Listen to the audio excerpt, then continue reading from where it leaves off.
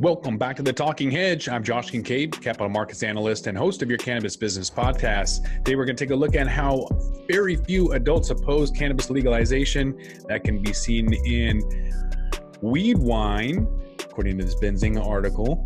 There are a few companies that are making alcohol-less cannabis wine, but that's just highlighting the popularity of cannabis. It's in everything from CBD textiles, pillows, leggings, and now wine.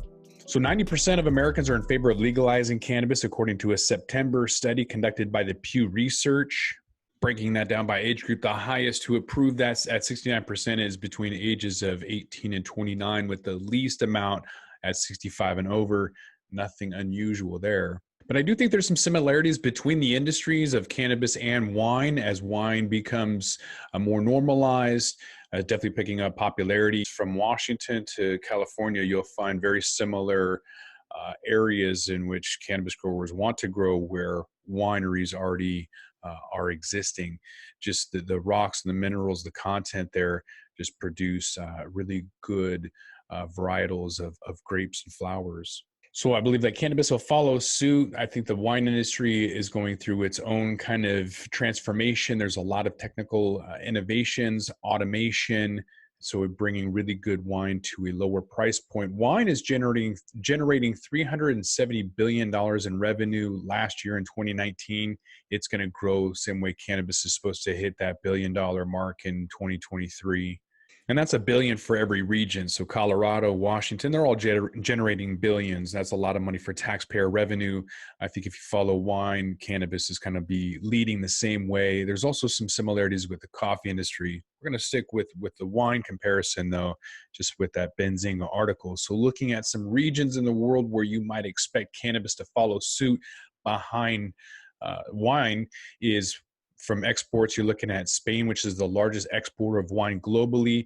They have 21 million hectoliters, followed by Italy with almost 20 million hectoliters. In terms of imports, Germany leads the imports with 14.5 million hectoliters by volume in 2018, and the UK is the second largest importer with 13.2 million. In terms of consumption, well, the US is definitely leading that as well. Cannabis, wine, you name it.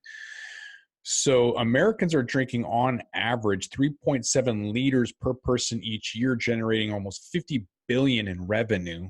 France is number 2 at 28 billion, China at 27 billion at number 3. Number 4 is Italy, 27, UK number 5, 24 billion, Germany number 6, then Argentina, Canada, Indonesia, and Russia. Currently, 80% of all the wine consumed within China is produced domestically.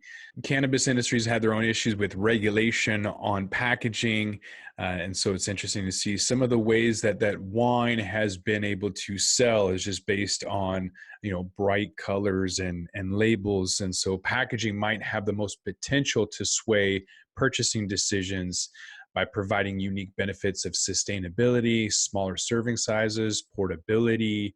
So canned wine is $70 million industry in the US alone.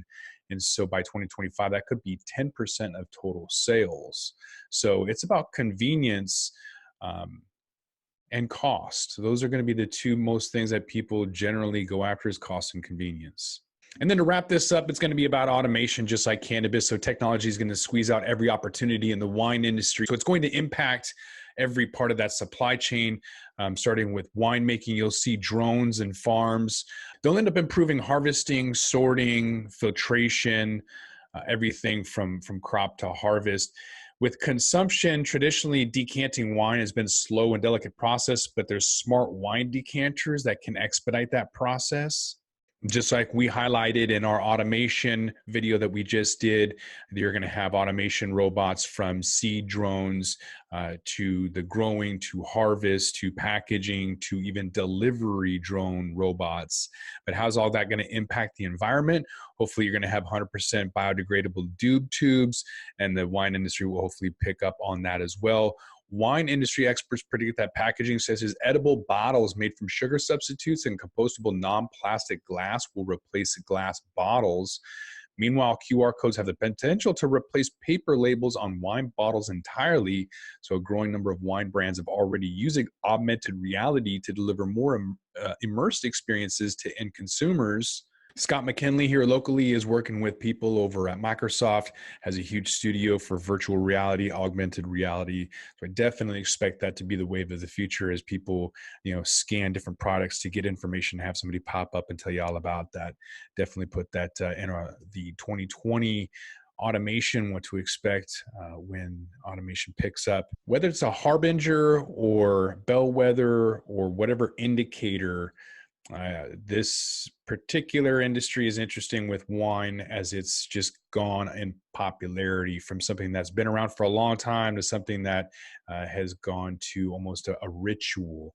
And so I believe that cannabis has that same potential to be a ritualistic, both medicinally and recreationally, could just take the same path that coffee and wine has gone. But you have to come back to the Talking Hedge and find out. With that, we're going to roll this one up. I'm Josh Kincaid. This is the Talking Hedge. Don't forget to like, share, and subscribe, or don't, and I'm out.